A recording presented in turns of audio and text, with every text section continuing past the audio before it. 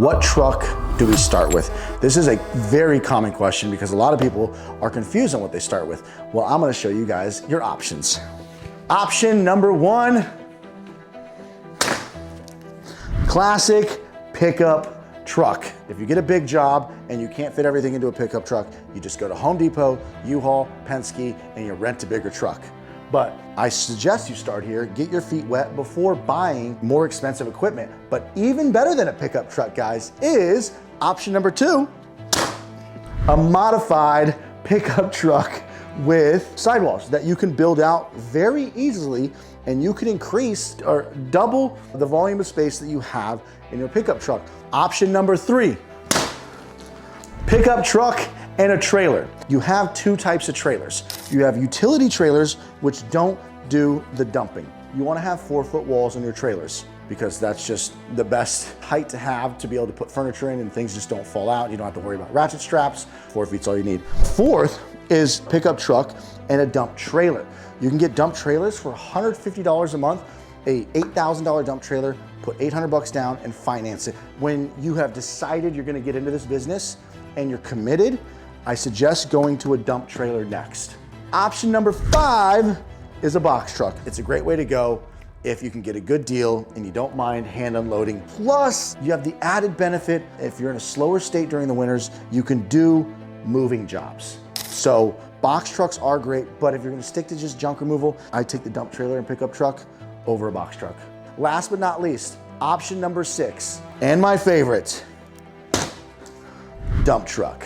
The dump truck is what we're all striving to go for. This is the creme de la creme. You do not want to start with a dump truck unless you got lots of money in your bank and you are committed and you got money to run ads, you got money to go all in, or unless you find an insanely sick deal for like $15,000, $20,000 and you checked it and it's running well. But I would strongly suggest never starting here, because commercial insurance is very expensive on box trucks and you're forced to get commercial insurance, and commercial insurance is expensive, which is why I always suggest starting here. You can get away with personal insurance even with the dump trailer. That's kind of a gray area. We're not gonna talk about that. Yes, you should have commercial insurance, but nobody ever does it when they first start. But these are your guys' 6 options. Start here and here, work your way here, and then try to get to here, okay? If you find an incredible deal, you can go here. All right, guys, story time. I'm just gonna give you a little idea of what I was dealing with being off the truck and just handling operations. This is a great example of something that happens like all the time. They pop the tire on the highway and we called AAA. AAA got out there and was like, we don't do trailers. And every time we call AAA, they help us out because usually they're pretty cool. And they'll just be like, you know what, it's just a trailer tire. So that dude was a big jerk, so we called another AAA guy, and I didn't even think about it, but we called AAA so fast that they assigned it to the same technician because he was right there, so the same technician came out again. Now I had to call one of our employees who's not working today. I'm an hour and a half away from the location because it's our Ventura location. So I begged one of our employees, he's like, okay, I'll do it for you. So he's gonna go down, oh, and the reason why is because these two guys don't know how to change tires. So this has happened so often that now I'm going to make it protocol in training to learn how to change tires on trailers. If you're in Ventura, because we use trailers out there, well, you can't change tires on dump trucks, so that's just a no-go. So yeah, in Ventura, I'm going to make it where you need to learn how to change tires. And I think that's just a good manly thing to know how to do anyways. We've been dealing with that with the last hour. I had to call 4 customers, reschedule them. So it's just like lots of phone calls, just back to back, and then, you know, upsetting customers because you had to reschedule, and then, you know, my employees are just sitting there for like 2 hours now. Name of the game, it's the business. I've called 15 to 20 tire shops. I'm not even kidding. And for whatever reason, every tire shop, they can't change these, right? So when you buy your dump truck, make sure you just start finding a tire shop near you that is capable of, you know, changing these tires. Because man, I was calling around for 2-3 days straight. So just make sure you're prepped and ready. So I have a hydraulic guy who fixes hydraulics. I now have a truck guy who works on these Isuzu trucks. And I also now have a tire shop near me. So you want to find those 3 places and kind of be ready.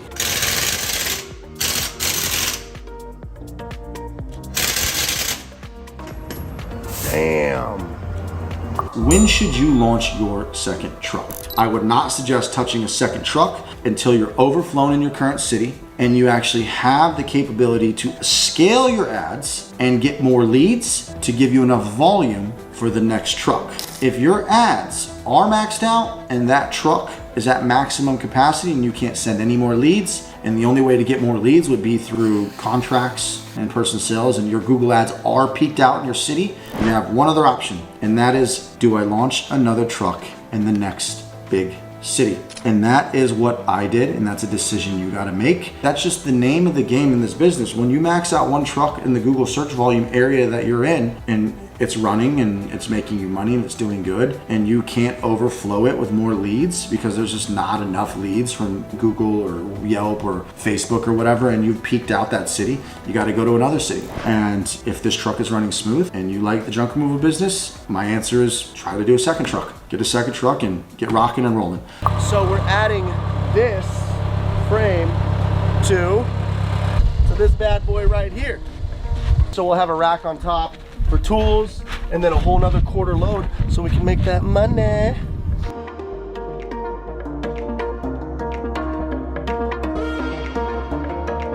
it looks like we are done. Look at this.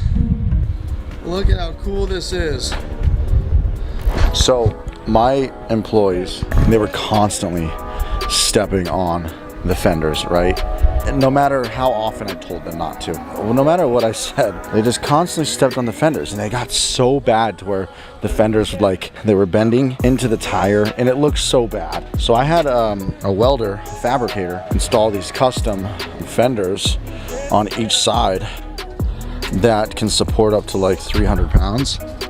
So now you can step on these and they can easily, you know, step on here and, you know, get the tarp across or, you know, adjust things. I got charged 800 bucks for all the material and labor for both fenders. And I did it on both trailers, so it cost me 1,600 bucks.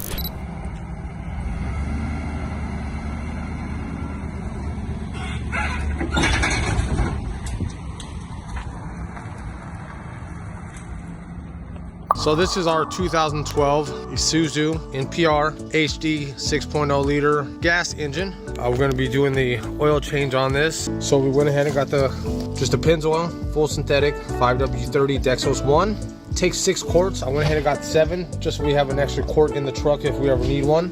We got a Wix oil filter, 57060. Brake parts cleaner, just to clean up the mess once we drain out the oil. We also got a drain container. I mean, basically where all the used oil goes in. Make sure that we're environmentally safe, get rid of everything properly. Oil filter wrench, get the oil filter off. And then we're gonna also need a 15 millimeter socket to get the drain plug out, and highly recommended rubber gloves. All right, so what we're gonna do now is, because we have a custom cage on the truck, we have to lift the bed before we can tilt the cab up. What you want to make sure is the truck's always running when you lift the bed, just due to the fact you don't want to drain the battery out. So we're going to go ahead and lift the bed of the truck.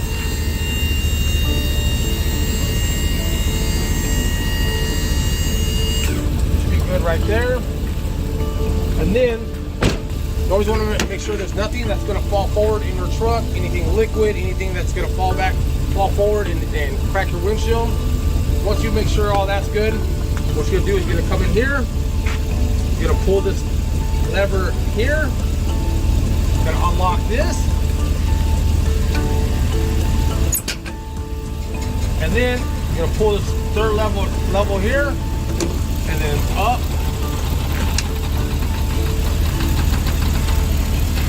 Goes the bed. All right. So now we have oil drain container underneath. I'm gonna get under there and start to loosen this up.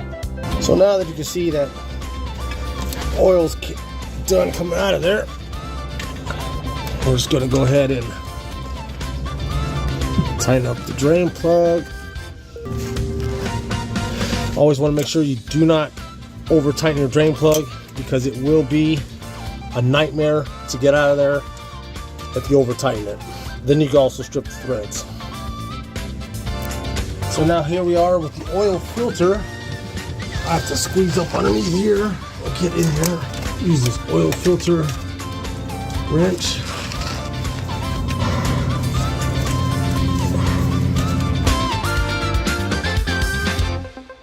And this is why it's good to wear rubber gloves. I'm going to get ready to put the new oil filter on. While I've done it this way, is I'll go ahead, get a little bit of the clean oil. I'll also go ahead and put a little bit of oil in there. So I'll get nice and lubricated.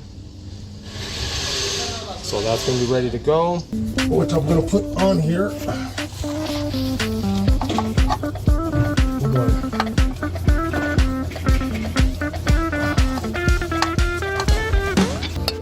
All right, so what we're gonna do is we're gonna go in here with some just basic brake cleaner.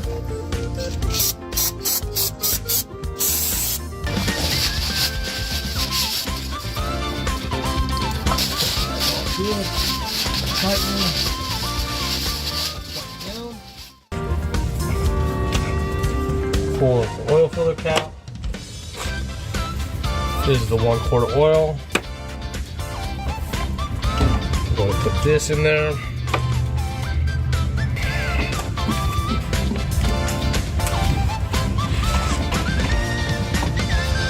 Now that that's in there, now this is 5 quarts. All right, so don't mind my funnel. Can't find my professional funnel, so we went ahead and got creative and made a funnel here out of a 2-liter bottle. Anybody could do it. Now, this is the fun part. It's gonna be 5 quarts of oil.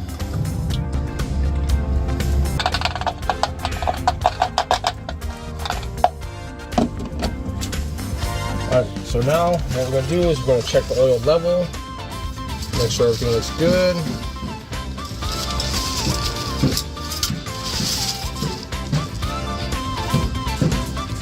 And it's always kind of a pain when we're checking clean oil because it's hard to see it on the dipstick. And looks like we're gonna be all good.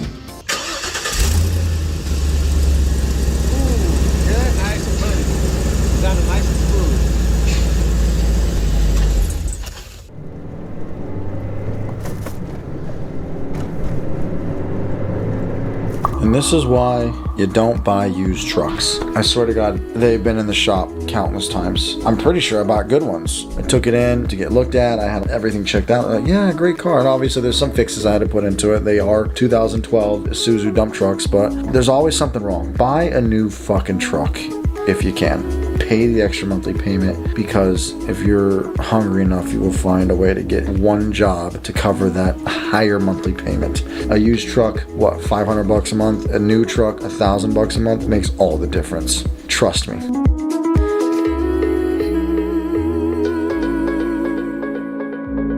Gentlemen, seriously, real talk. We were considering our first F-150 used.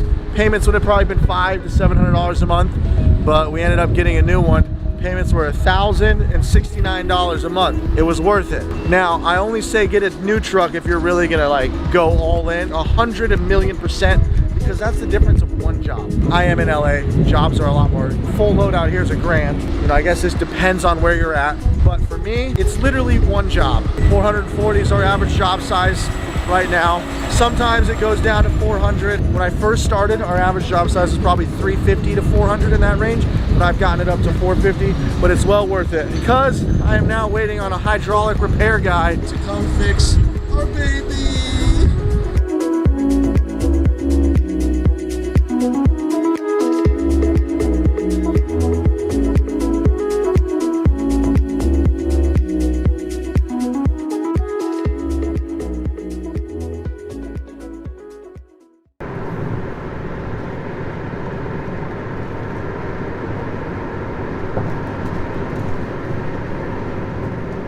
Let's get into managing the trucks and how I manage multiple trucks and how I recommend you guys manage multiple trucks. The number one thing that my dispatch cannot live without is my GPS trackers, which I use Force by Mogio. It shows me the DTC error codes, how they're driving. It shows me where they are at all times. I have truck number 1, truck number 2, and then the operations manager's truck, and I just have my personal truck in there just because it shows the timeline history, how long they're parked, how long the truck's been on, how long the truck's been off, how long it's been idling, the speed, the braking, everything. The most important thing besides being able to see all of that incredible data is when you have 2 trucks running full time and you have leads coming in, your dispatch is going to be on the phone booking calls into Workies or House Call Pro or my app called Autopilot.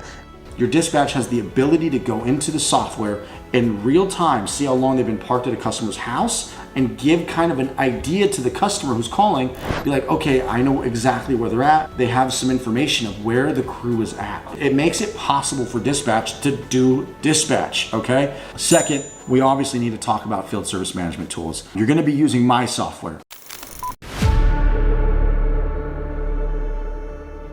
This product, I know I can truly turn into a billion-dollar company. And make sure that we have the best software in the world.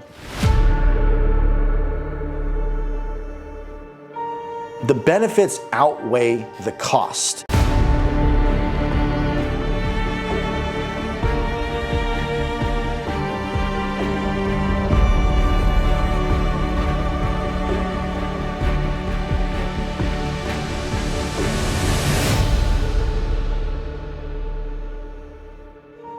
This will be the software of choice in the home service industry.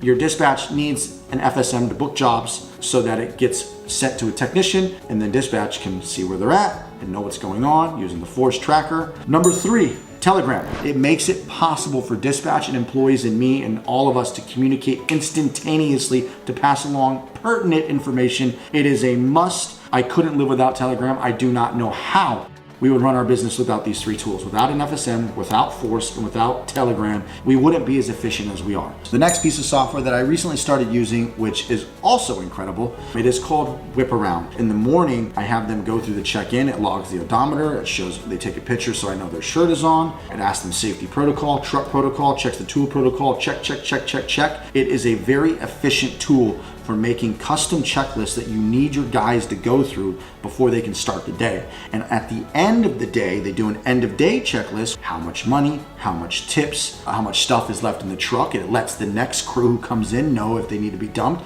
or I know if it needs to be dumped. We all know the volume at the truck at the end of the day. So if that crew is ending their week, we can tell the weekend crew if they have to dump in the morning. It's just automatic. Like, we don't have to worry about asking anybody if we forget. Number 5, guys, number 5 is time tracking and payroll. Homebase is incredible. Everybody clocks in, it logs their hours, and it goes straight to payroll. GPS is built into it, so it forces the employees to use GPS, so they have to use GPS when they clock in and clock out. So the last and 6th item is inventory tracking for each crew. You can do paper inventory tracking. We have inventory tracking group inside of Telegram, a group for Ventura and Los Angeles. So those are the 6 things that you kind of want to get those routines down and those pieces of software hardwired and built into your crews and into your systems, and it will just make each truck go so smooth. Like, I could launch a 3rd truck like that. The systems and processes are done. I don't have to do anything. It just runs itself.